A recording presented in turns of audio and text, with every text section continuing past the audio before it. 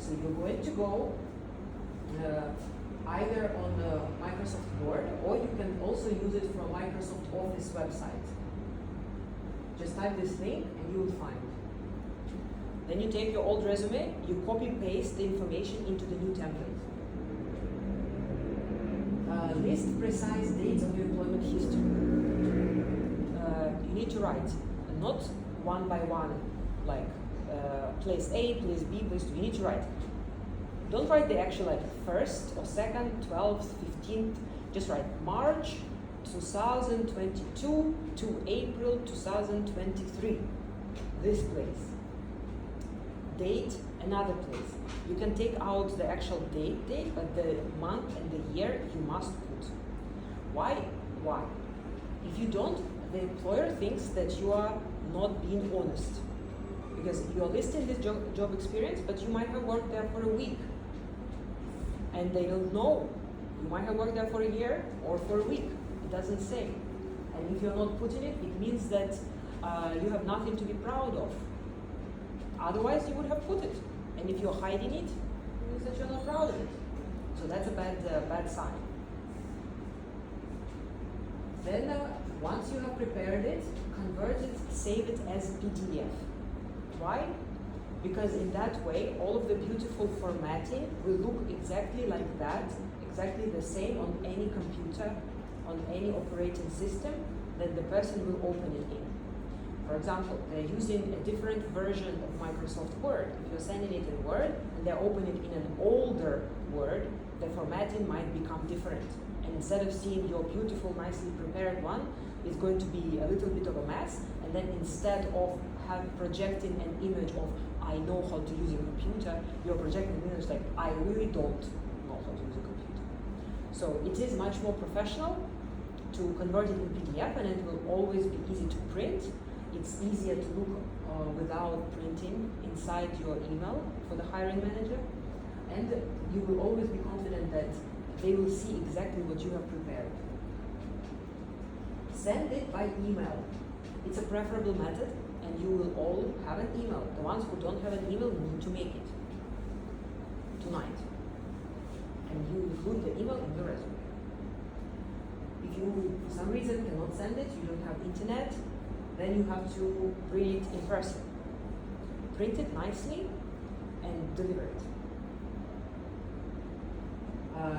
If you have any education that you have done extra courses, like let's say you have taken the business correspondence or Microsoft Word or Microsoft Excel, and you've gone onto the Microsoft Office website, there will be a lot of free trainings there. You write that in your CV. All of the smallest, any online courses that you've done, put it there. Because you don't have practical work experience, this is the way for you to prove to the employer that you're going to come and you don't need half a year of training before you actually do something productive. Let's say you are going for any reception job. You must know how to prepare beautiful documents in Word and in Excel.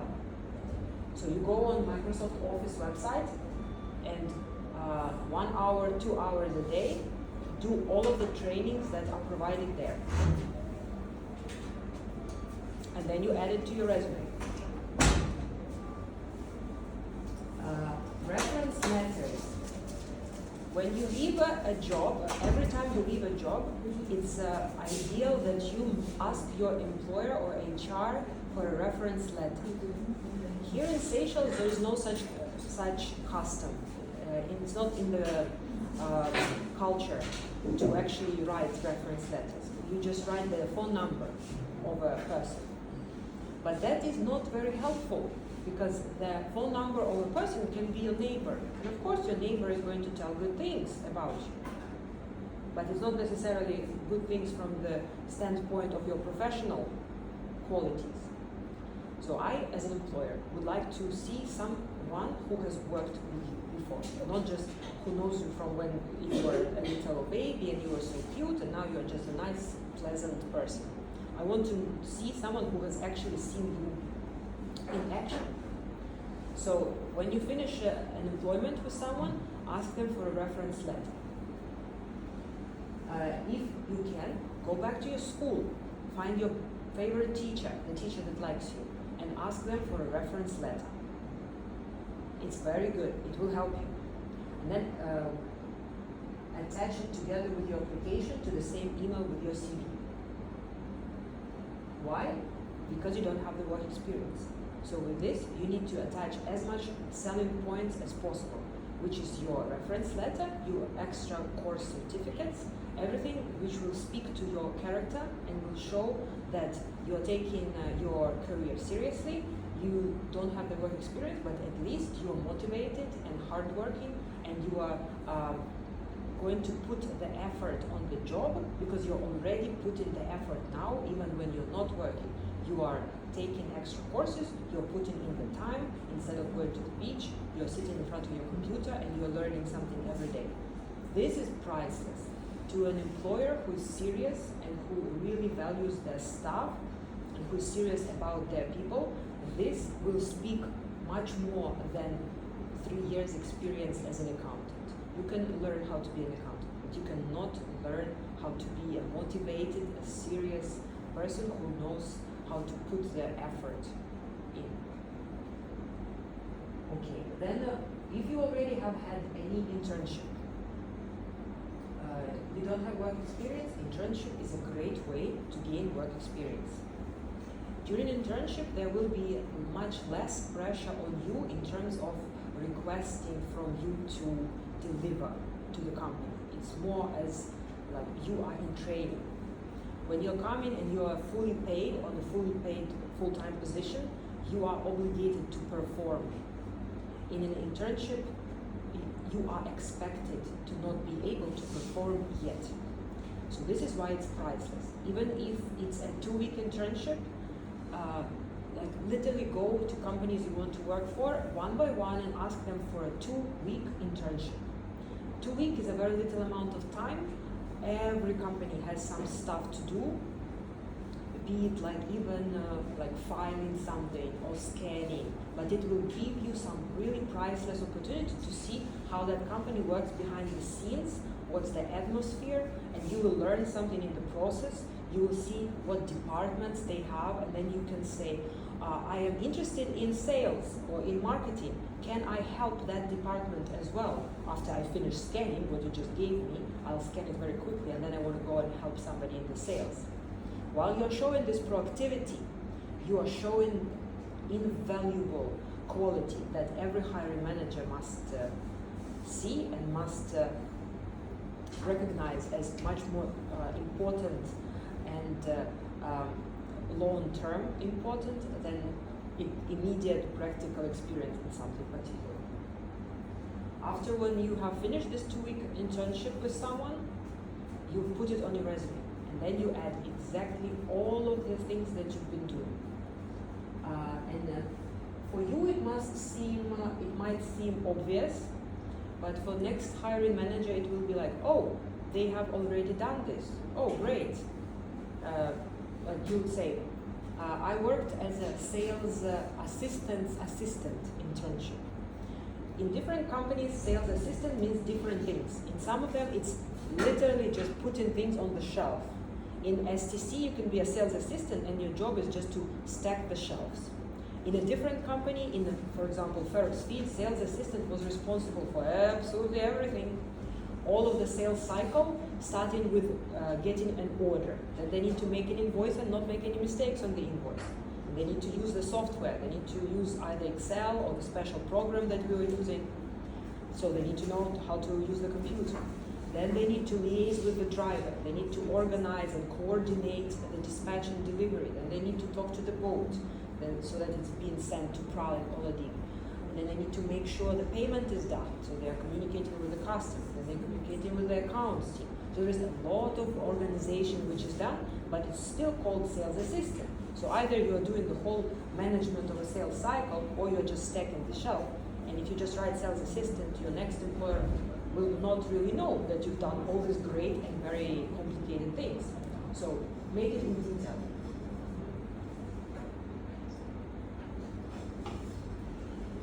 Okay.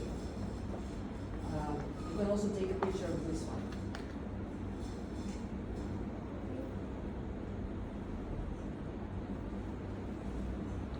cover letter. Cover letter is just something that you put in the text of an email when you send your CV. If you're delivering it in person, you can also type it in on your computer and bring it with. What it is, it's a very great way, first of all, to stand out, and secondly, to draw attention to yourself. In the cover letter, you can quickly mention something that your CV is not fully representing, and this will catch the attention of the employer. And since now you don't have very narrow, particular professional skills, you will be competing against very many people. On each job, you would be competing with, let's say, 10 people, right? So out of the 10 people who seem to be equal and identical in their very little experience or no experience at all, you are all pretty much finished the same education. How does employer determine who is better, like Maria or Fatima? If Fatima is bringing a cover letter, and in her cover letter it will say, I'm extremely motivated and enthusiastic, and I am looking to learn and looking for a long-term commitment, and I would like to stay with your company for a long time. You are already presenting yourself much better than the person who didn't attach anything, and they look exactly all identical to the other 9 people. So use the cover letter in your advantage. You can put where you learned about the job. If it was a reference from somebody, it's very well worth mentioning. Let's say this person told me that you may have an opening. It's a great way to be remembered. If like their partner or somebody they're doing business with or a family member, just ringing the bell of a name of a person they already know will subconsciously put a good word forward for you, as if that person has recommended you. That person hasn't recommended you, but their subconscious will read it that, oh, like Anna has recommended. Then you put why you want to work for this company. Let's say I want to work in sales for Mason's Travel. Then you write, I would be most grateful for the opportunity to work for Mason's Travel as a leader in the industry, as I'm looking to learn and make a long-term commitment to a company. And then you say why you would be a better candidate than somebody else. Okay, maybe you don't have the practical experience, but find some skills or characters that you have that you think that I am a superhero because I am very precise. I'm very attentive to numbers or to details. Like, it's just everyone is a different personality. Everyone is unique. So there are something that you take for granted about yourself just because you don't know that other people don't actually have this unique personality traits. Like, I have never thought of myself as I knew that I'm always like trying to do everything perfectly. For the first 30 years of my life, I thought everyone else does the same. But that's normal. When you do something, you're trying to make it like as perfect as possible. For me, it was just obvious. But then I found out that no, many people don't think that way. So this is your superpower. If you don't know your superpower, you can go to your family, to your parents, to your friends, and say, can you please tell me 2 or 3 things which you really, really appreciate about me and that you think that I'm really good at? And you will be surprised. It's actually a great exercise. You will find out a lot of interesting good things about yourself which you didn't even realize. It will boost your self-esteem. But also, other people look at you in a perspective that you don't see, because they can compare their life experiences and their understanding to what they see in you. So you might not realize it, you might take it for granted, but they will tell you like, oh, you know what? You are actually a very good listener. Like, you are a very attentive and very compassionate person. So try to find out what is your superpower, and the cover letter is a place where you would just insert it in a 1 sentence. And lastly, before you send anything, make sure you correct all of the spelling mistakes. When you're doing it in Word or in Google Docs, there will be a spell check. Make sure you spell check everything and you correct everything that spell check is underlying. There is no worse representation of yourself than when something is when there are mistakes, spelling or grammar mistakes.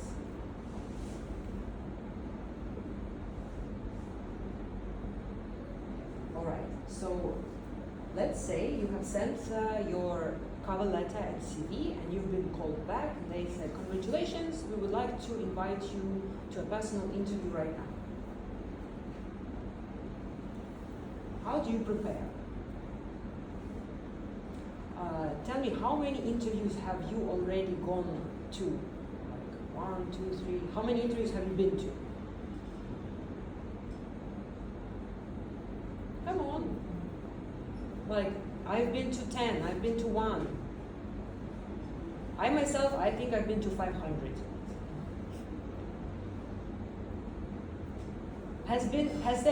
Is there someone who has not been to an interview ever? You haven't been to an interview, okay. Anyone else who hasn't been to the interview? No? Is there someone who has been to more than 10 interviews? Okay, so okay. Anyone who has been more than 5? No. So everyone is between 0 and 5. Okay. So how to prepare for the interview? The more you prepare, the more confident you will feel. And confidence is 90% of success. If you're confident, you are able to open up and present yourself in a true and realistic way. If you are shy or feel closed, you cannot open up and you cannot explain and tell about yourself and your skills and your experience and your character. If you cannot speak and properly express yourself, the hiring manager will just simply, they cannot see you through you, they cannot telepathically understand. You can be the most ambitious and pure goal work ethic person, but if you don't actually say it with your mouth, they will never know. So if you're coming and you're showing up in your best self, in a confident state of mind, you're able to present and to sell yourself to the best of your ability. Okay, you understand that, right? Do you agree with that? Yeah? Okay? Okay. So how to prepare that you are more confident? First of all, you need to know what is the company like when you're going there. Let's say it's not the dream job that you wanted to work for. I wanted to work for Mason, so I know about the company before. But I'm also going in interviews with other companies. Before going, research it. Ask around or go on the internet, go on their Facebook page, their website. It's very important that you know what this company does.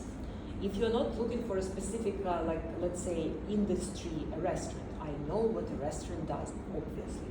But if you're looking for a job as an assistant or sales assistant or receptionist, then the company may do anything from A to Z. But if you show up and you don't even know what the company sells or does, it doesn't speak well on your work ethics and your work attitude qualities. So go on the internet and research what they sell, what they do, what kind of industry, what kind of size. Do they have 2 employees? Do they have 100 employees? What is approximately their competition? If it's a bakery, what other bakeries they are competing against? The more you know about the company, the more confident you will feel. Secondly, research the position. If you're going as a waitress, obviously you know what the position is. But if you're applying as, let's say, a vacancy that you're not 100% sure what the job is. Like I was telling you before, you go on the internet, you search, you read at least 5 different descriptions, what that position is actually what do they do? Because if you show up and you don't know, like, I'm going to be a financial controller, and then during the interview the person is asking you, so what do you think the financial controller work is? And you can't even answer, it means that you will not be able to succeed.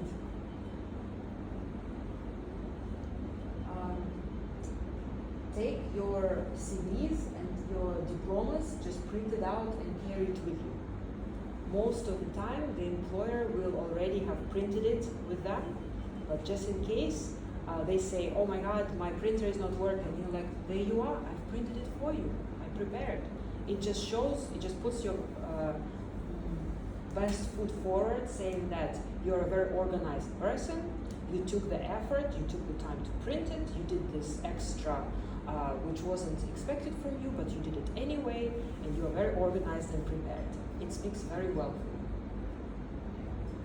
you. Show up 10 minutes before.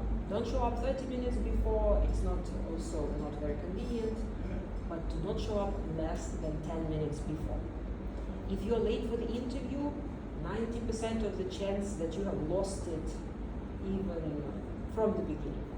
Because if you cannot wake up half an hour earlier to come for an interview, how are you going to be on time for your job? That's exactly what the employers think. So it seems obvious, but just do an extra effort, take an earlier bus. It will be okay if you have to wait a little bit, but this will speak very well for you. Get dressed up. I'm sure everyone understands, you need to dress up appropriately. It shouldn't be very short, it shouldn't be very revealing. Try to look as you imagine a very professional person would look like. Ideally, you would also ask, when they call you to invite you for the interview, ideally you should ask, thank you very much, and can you tell me the name of the person who I will be meeting with? It will be even more important later in your career, when you already have professional experience, to know if you're going to be interviewed by somebody who is HR or who is your prospective supervisor. And then you can go on the internet and research them by name. Knowing them, their personality or their background, their work history will make you feel more confident. Let's say you're coming and you're being interviewed by the head of sales. You found their profile on LinkedIn. Do you know what LinkedIn is? LinkedIn is like Facebook, but for career, for like professional. You fill out your profile, it looks like a resume, and it's like a social network for professional people. So it's more important for the mid-career, not for the beginning career. But as you progress in your career, it's a very good practice. So you go on LinkedIn and you look at their profile and you see exactly what they've been doing in their professional life. Then you can find a way to let them know that you know what they've done before. This will create a connection. This will show them that you're interested in them, and it will make them relate to you and connect with you on a personal level. And this will definitely, if you're serious about wanting to work for this particular company, this is something that will help you touch their heart and be remembered. Okay, now this is the most important part probably of the whole presentation. We need to take a picture of this one. Take a picture.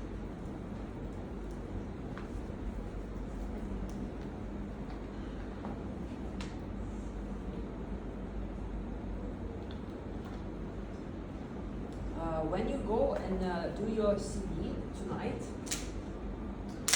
take a pen and a paper and write answers to these questions on paper. Don't just think that, oh, I'm going to remember my answers, or, oh, it's okay, I'm very clever, I can just think in my head. No, writing is the very best possible way to practice something. You will never be as articulate in your brain as when you're writing. And you can test it. At first think about it, and then try to write it. And you'll see how much harder it is when you're actually writing it. Because then when you're speaking it, it will be the same as when you're writing it. So try to find the right words. Try to memorize your answers. The questions that you see here, not all of them are being asked. In the outside of Seychelles, in Western, Eastern Europe, in the US, in Asia, these questions has been used for the last 30 years. It's absolutely normal. In Seychelles, in my experience, I did not find that employers are asking them that much. But just because you practice them, you will feel much more confident and much more articulate during the interview. It's better to show up over-prepared than under-prepared. Just being able to really talk about this, practice speaking out loud, not just in your head, actually speaking out loud, it will make you so well confident about yourself that you will be able to answer other questions which are not on this list with ease. So this is basically just like a test drive. But if you do this test drive, the other questions that you will be asked will come naturally and will flow as well. So if it is your goal to actually find a good job, do it. If it's your goal to just sit here in this training and then forget as soon as you leave, then don't bother about it. But if you really want to get a good job, and a good job means you're going to get a better salary than the average on the market, you're going to get better opportunities, eventually you will understand how this works, you can make your own, you can get your own idea, you can start something else by yourself, you can get your own business going on. So if your goal is to actually get somewhere in life, you need to practice. The question which is asked 100% by every single, and when I have left my previous job, the last 3 months I've been looking what's there on the market, I've been applying for jobs, I've been going to interviews, so I'm talking from the experience of very recent, like not a year ago, but like right now. The question which is always asked is, tell me about yourself. And this is the only question which I would say is really asked if you don't have practical work experience. Because if you have experience, they will ask you, so have you worked with QuickBooks? Yes. Have you done this with QuickBooks? What exactly did you do about QuickBooks? And then the questions are more specific. If you don't have work experience, they will be trying to get to know to you by asking general questions. And the general question is, tell me about yourself. How usually people answer this question? And I've seen that 5 years, day in and day out. Hello, tell me about yourself. My name is Maria, I'm 25 and I'm from Buvalo. That's it, finished. What does it tell me about the professional or personal qualities? How is this person going to fit into my team, into my organization? What are they going to bring to my organization? Tells me nothing, okay? So whatever you have put on your CV as your qualities, whatever you put those top skills on your cover letter, the ones that you have found out from your relatives that you possess, this is what you need to say in this introduction. Yes, you say, my name is Maria, I'm 25, I live at Buvalo, and then you continue. And I have a passion about this and this. I'm very passionate about Excel. I'm very good with this and this. I like working with people, and I've been told that I'm a great listener. I'm very good at customer service. From my resume, you see that I don't have work experience in this and this, and I don't have this and this, but I have instead, my personal qualities is this and this. So this is a place where you are trying to sell yourself. When you go to the interview, it is not a job of the employer to try to like drag it out of you. You go to sell yourself. So it's your job to show up and like push that out onto the hiring manager. Okay? So the difference is between the proactive and passive approach. If you're just sitting there in an interview as if you came to the government office and you're applying for installation of a water collection from PUC, right? Then you're just sitting there passively answering their questions. But if you're coming for the interview, you need to make sure that you deliver your message. So with that, you cannot be passive. You cannot just wait for someone to try to get inside your soul and make you feel comfortable and make you feel, warm and understood. You need to show up confident. You need to prepare. You need to understand. You have your speech prepared, and you have to kind of like proactively push that information onto the employer. First of all, it will increase your chances to be actually seen for all of the beautiful qualities that you can offer. And secondly, it will show that you are much more active and proactive than the other 5 people who will come after you. Because 90% of the people who come for interviews, they will say exactly like I've told you. My name is Maria, I'm 25, I'm from Buvalon, that's it, finished. End of story. So be better than everybody else.